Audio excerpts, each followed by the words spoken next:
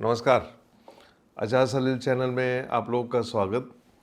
आज का वीडियो फिर इलेक्शन के ऊपर है और ख़ास तौर से उत्तर प्रदेश को लेके है।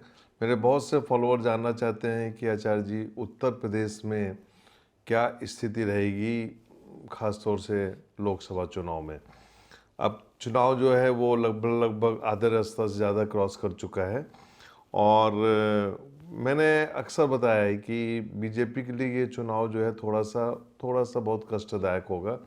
और अभी भी देखा जाए तो जो 20 मई, 25 मई और 1 जून का चुनाव बाकी है और इसमें करीबन काफ़ी सीटें हैं, मतलब लगभग काफ़ी सीटें हैं, 30-35 सीटें अभी बाकी हैं।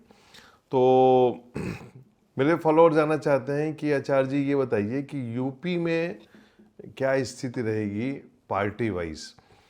तो देखिए, न्यूमरोलॉजी भी हम लोग इसमें यूज़ करते हैं और ख़ास तौर से जो पॉलिटिकल लीडर्स होते हैं, जो उत्तर प्रदेश में जो पार्टी के अध्यक्ष हैं, क्योंकि पार्टी के अध्यक्ष ही पार्टी को चुनाव पे ले जाता है।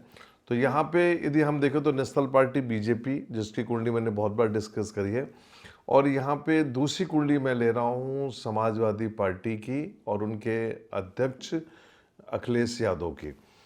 योगी जी चूँकि मुख्यमंत्री हैं तो जाहिर है कि उनकी कुंडली पहले नंबर पे रख के मैंने कैलकुलेशन किया है और योगी जी की पिछले 30-35 साल का उनका पूरा कैलकुलेशन देखा और जब वो मुख्यमंत्री बने और मुख्यमंत्री जो उनका बनना था वो एक बहुत ही अप्रत्याशित था और चूँकि शनि का जो गोचर था उसने फोर्स किया और एक योगी पुरुष जो था वहाँ का मुख्यमंत्री बना। ये उनकी कुंडली में साफ दिखाई देता है कि वो मुख्यमंत्री बन रहे थे 2016 में और मुख्यमंत्री वो बने और उन्होंने अखिलेश यादव को हटाया।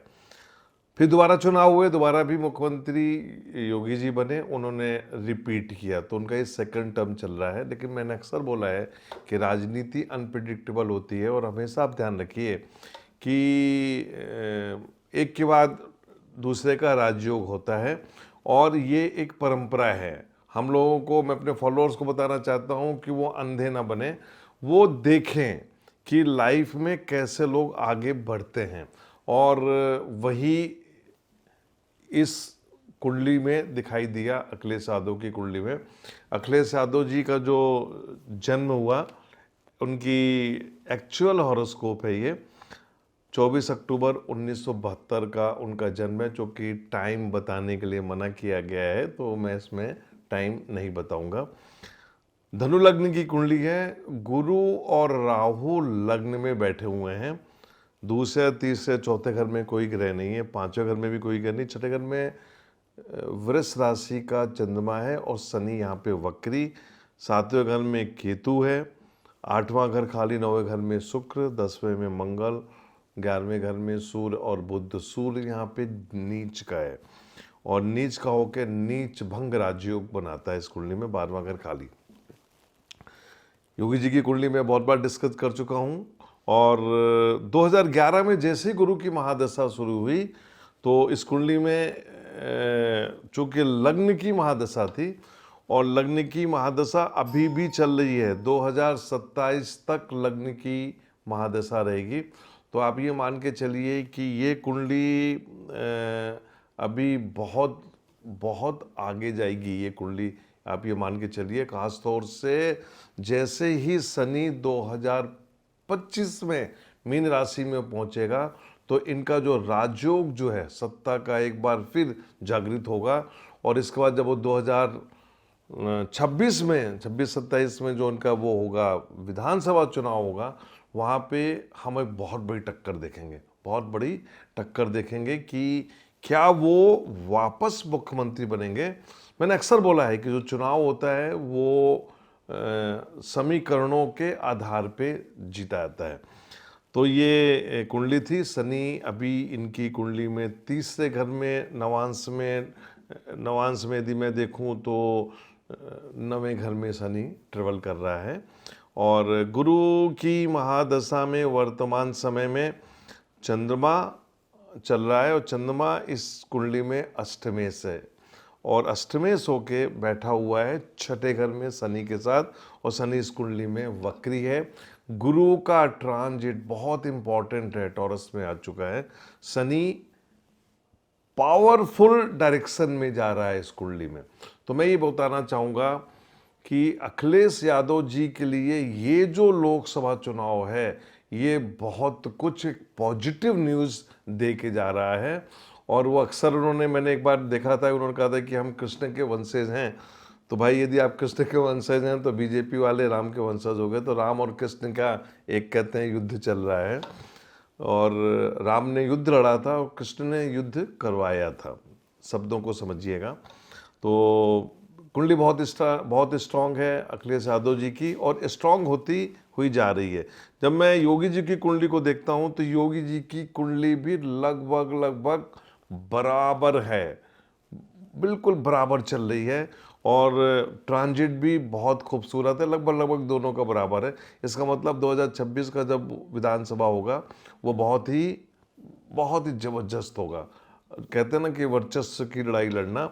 लेकिन योगी जी की कुंडली को यदि मैं देखूं तो इस समय जो दशा चल रही है वो दशा थोड़ा सा उनके फेवर में नहीं है और यही उनके जो लीडर हैं वहाँ पे भी कुछ ना कुछ प्रॉब्लम है। हालांकि बीजेपी को एक मास सपोर्ट मिल रहा है राम की मंदिर के कारण, लेकिन कुंडली के हिसाब से मैं समझूंगा कि योगी जी की कुंडली थोड़ा सा डाउन हो गई है यहाँ पे।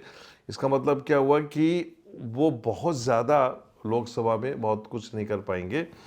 और तीसरी कुंडली जो यहाँ पे निकल के आती है वो राहुल गांधी की कुंडली आती है, क्योंकि 17 सीटों पे कांग्रेस गठबंधन के साथ में लड़ रही है और ये कुंडली, जैसा कि मैंने पहले ही बोला, ये बहुत स्ट्रॉन्ग हॉरोस्कोप है इस समय, खास तौर से लोकसभा चुनाव को देखते हुए बहुत स्ट्रॉन्ग हॉरोस्कोप है राहुल गांधी की कुंडली में देखें तो इस समय वर्तमान में राहु की महादशा में शनि का अंतर रहेगा, शुरू हो जाएगा इनका चुनाव में। और शनि इस कुंडली में योग कारक होके नीच भंग राजयोग बना रहा है। तो ये कुंडली बहुत स्ट्रांग हो गई। मतलब ये हुआ कि जो गठबंधन है कांग्रेस का और सपा का वो कुछ कमाल करने जा रहा है। खैर कमाल जो होगा वो तो चुनाव के रिजल्ट के बाद में पता लग जाएगा। लेकिन जहाँ तक सवाल ये है कि मेरे फॉलोअर्स जानना चाहते हैं कि सीट कितनी आएंगी, तो सीट के हिसाब से मैं अपने फॉलोअर्स को बताना चाहूँगा कि एक बीजेपी ने जो कमाल किया था 14 में और 19 में, और मेरी भविष्यवाणी भी आप देखिएगा पुरानी बिल्कुल उसी डायरेक्शन में गई थी। यहाँ पे बीजेपी मेरे हिसाब से 45 से 50 के अंदर ही रहेगी, 50 को क्रॉस नहीं कर पाएगी, अंदर ही रहेगी। और यदि मेरे से पूछा जाए कि कितनी सीटें आएंगी बीजेपी को, तो 45 सीटें बीजेपी को मिल रही हैं। किसी का कोई जादू काम नहीं कर पा रहा है, क्योंकि मुद्दे जो हैं वो और समीकरण जो हैं वो बीजेपी के खिलाफ जा रहे हैं। और इसके बाद मैं कांग्रेस को देखूं तो कांग्रेस 17 सीटों पे चुनाव लड़ रही है। कम से कम कांग्रेस 4 से 5 सीटें जीत रही है इस लोकसभा में।